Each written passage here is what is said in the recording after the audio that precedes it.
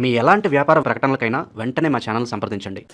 Yeah కుక్షి వివరే కృత్వా స్వయం రక్షతి సర్వతః నమామి జననీం దేవీం పరాం ప్రకృతి రూపిణీం కృచ్ఛేణ మహతా దేవ్యా ధారితోహం యథోదరే తత్ప్రసాదాత్ జగద్దృష్టం మాతర్నిత్యం నమోస్తుతే పృథివ్యా యాని తీర్థాని సాగరాదీని సర్వతః వసంతి యత్ర తాం నౌమి మాతరం భూతిహేతవే. మాతృదేవో భవ పితృదేవో భవ. ఇప్పుడు మనము ఏప్రిల్ నెల 2026 సంవత్సరంలో ఈ ద్వాదశ రాశుల వారికి గోచార ఫలితాలు ఏ విధంగా ఉంటాయి అనేది మనం సశాస్త్రీయంగా తెలుసుకునేటటువంటి ప్రయత్నం చేద్దాం. ధనురాశి వారికి ఏప్రిల్ నెల 2026 గోచార ఫలితాలు ఏ విధంగా ఉన్నాయో సశాస్త్రీయమైన పద్ధతిలో తెలుసుకునే ప్రయత్నం చేద్దాము. ఇక్కడ తృతీయ స్థానంలో రాహువు నెలంతా, బుధుడు 9 రోజుల పాటు, కుజుడు 2 రోజుల పాటు ఇక్కడ సంచారం చేస్తూ ఉన్నారు తృతీయ స్థానంలో. ఈ తృతీయ స్థానంలో రాహు యోగ కారకుడు అవుతున్నాడు. అలాగే కుజుడు 2 రోజుల పాటు ఆయన అనుకూలమైన ఫలితాలు ఇస్తున్నాడు. బుధుడు మాత్రం ప్రతికూల ఫలితాలు ఇస్తాడు. అంటే రాహు నెలంతా పూర్తిగాను, కుజుడు 2 రోజులు మాత్రం మీకు అనుకూలమైన ఫలితాలు. అంటే ఇంట్లో వాళ్ళు మీరు ఏ పని చేసినా, లేదా కొత్తగా ఏదైనా చేస్తున్నా, లేదా చేస్తున్నటువంటి పనులు అయినా వాళ్ళ యొక్క సహాయ సహకారాలు అందిస్తారు. అలాగే మీరు ఎక్కడ ఉద్యోగం చేస్తున్నారు, అక్కడికి వచ్చి మీ ఇంట్లో వాళ్ళు ఎవరు చేసేది ఏముండదు కదా, అక్కడ ఆఫీసులోనే మీ స్టాఫే, మీకంటే ఇచ్చు స్థాయిలో ఉన్నవారు, మీతో సమాన స్థాయిలో ఉన్నవారు, మీ కింద స్థాయి వారు కూడా మీకు సహాయ సహకారాలు అందించేటువంటి అవకాశం ఈ రాహు వల్ల నెల రోజులు, కుజుడు వల్ల 2 రోజులు జరుగుతూ ఉంటుంది. ఇప్పుడు బుధుడు నెలంతా కూడా చతుర్థ స్థానంలోనే ఉంటాడు. ఆయన అక్కడ నెలంతా కూడా చతుర్థ స్థానంలో మంచి శుభఫలితాలు ఇస్తాడు. అది కూడా చెప్పుకుందాం. తదుపరి ఇక్కడ ఈ కుజుడు చతుర్థ స్థానంలోకి వెళ్తున్నాడు. చతుర్థ స్థానంలో ఆయన అనుకూలమైన ఫలితములు ఇవ్వజాలడు. ఏ విధమైన ప్రతికూలమైన ఫలితాలు చెప్పుకుందాం. ఇకపోతే శని నెలంతా కూడా ఉంటారు ఆయన అక్కడ. దీనిని అర్ధాష్టమ శని అని అంటారు. ఇది కూడా కొంచెం తీవ్రమైన స్వభావాలు చూపిస్తూ ఉంటుంది. ఇక్కడ మీకు బుధుడు నెలంతా ఉన్నాడు కదండి చతుర్థ స్థానంలో. ఈ చతుర్థ స్థానంలో ఉండటం వల్ల ఆయన విద్య విషయంలోనూ, భూమి విషయాల్లోనూ, గృహ విషయాల్లోనూ, వాహనాలు స్వభావ విషయాల్లో మిగతా గ్రహాలు ప్రతికూలించిన ఈ గ్రహం మాత్రం మీకు అనుకూలమైన ఫలితాలు ఇచ్చే అవకాశం ఉంది. అలాగే రవి 4వ స్థానంలో 14 రోజుల పాటు సంచారం చేస్తూ ఉన్నారు. అంటే మీనంలో. 4వ స్థానంలో రవి కూడా గోచార రీత్యా సుఫలితాలు ఇవ్వడు. ఇక చతుర్థంలో కుజుడు కూడా మీకు ప్రతికూలమైన ఇదే విషయాల్లో, విద్య, భూమి, గృహము ఇత్యాది విషయాల్లో ఆయన ప్రతికూలమైన ఫలితాలే.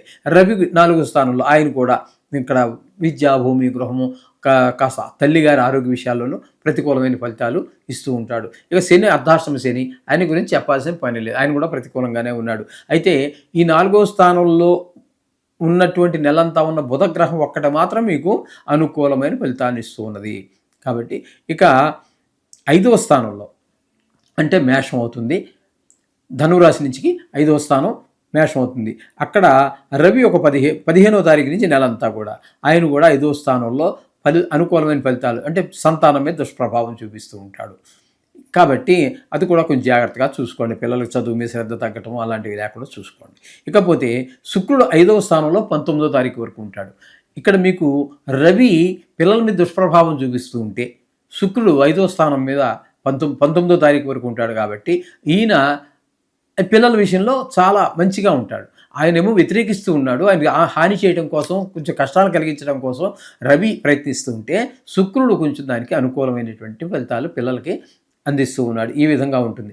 ఇక్కడ ఈ శుక్రుడు 5వ స్థానం నుంచి అంటే 19వ తారీఖు వరకు ఉండి 20వ తారీఖు నుంచి 6వ స్థానంలోకి వెళ్తాడు. ఈ 6వ స్థానంలోకి వెళ్ళే శుక్రుడు శుభ ఫలితములు ఇవ్వజాలడు. అంటే చిన్నపాటి అనారోగ్యాలు ఉండటము, డబ్బులకి ఇబ్బంది పడటము, అప్పులు తీర్చలేకపోవడం ఇట్లాంటివన్నీ 6వ స్థానంలో ఉన్నప్పుడు కలుగుతాయి. ఇక సప్తమంలో గురు సంచారం జరుగుతుంది. సప్తమంలో గురు సంచారం చాలా సుఫలితాలు ఇస్తుంటుంది. అవివాహితులు ఎవరైనా ఉన్నట్టయితే వారికి వివాహం కుదరటమో, లేకపోతే పెళ్లి జరిగిపోవటమో జరగవచ్చు ఈ నెలలో. అలాగే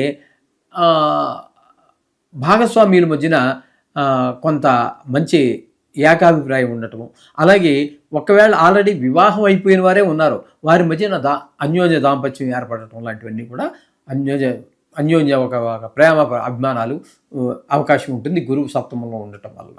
ఇకపోతే భాగ్యస్థానంలో కేతు ఉండటం వల్ల అనుకునేటువంటి ఏది మనం ఒక దైవ దర్శనానికి వెళ్ళలేకపోవటము, అనుకున్న పనులు కాకపోవటము, తండ్రి గారి విషయంలో కొంచెం దాన ధర్మాలు చేయలేకపోవటము, తండ్రి గారి ఆరోగ్య విషయంలో కొంచెం అశ్రద్ధ చూపించటము, లేకపోతే ఆయనే అశ్రద్ధ చేసుకోవటము, ఇట్లా కొంచెం తండ్రి గారి ఆరోగ్య విషయంలో కూడా ఇబ్బందులు పడేటటువంటి అవకాశం కేతువు భాగ్యస్థానంలో ఉండడం వల్ల జరుగుతుంది.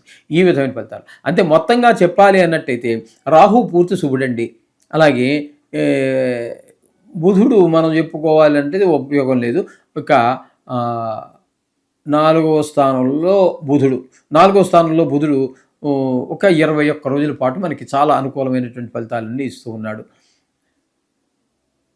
4వ స్థానంలో అంటే బుధుడు సుమారుగా హాఫ్ డే, సగం పాక్షికంగా. ఇక శుక్రుడు కూడా పాక్షికంగానే ఉపయోగపడుతూ ఉన్నాడు. గురువు మంచి అనుకూలంగా ఉన్నారు. ఇంత మాత్రం అంటే పూర్తిగా మీకు నెలంతా అనుకూలమైనటువంటి గురువు ఒకడు, రాహు ఒకడు ఉన్నారండి. బుధుడు కొంచెం పాక్షికంగా. అంచేత మీరు కొంచెం జాగ్రత్తగా ఉండటమే, డబ్బుల విషయంలోనూ మాట విషయంలోనూ దుదురుకు స్వభావం తగ్గించుకోవటం, ఇట్లాంటి విషయాల్లో కొంచెం జాగ్రత్త వహించడం అనేది చాలా సూచన. కొన్ని గ్రహాలు ఎక్కువగా ప్రతికూలంగా ఉన్నాయి కాబట్టి మామూలుగా మనం చెప్పుకుంటున్నట్టుగా నవగ్రహ శ్లోకాలు చదువుకోవటం, లేదా నవగ్రహాలకు సంబంధించి ఏదైనా మంచిదే. కానీ ఎందుకని శ్లోకాలు చెప్తున్నాను అన్నట్టయితే ఇవి అన్నిటికంటే చిన్నవి, చాలా తక్కువ సమయంలో దాన్ని పూర్తి చేయగలుగుతాము.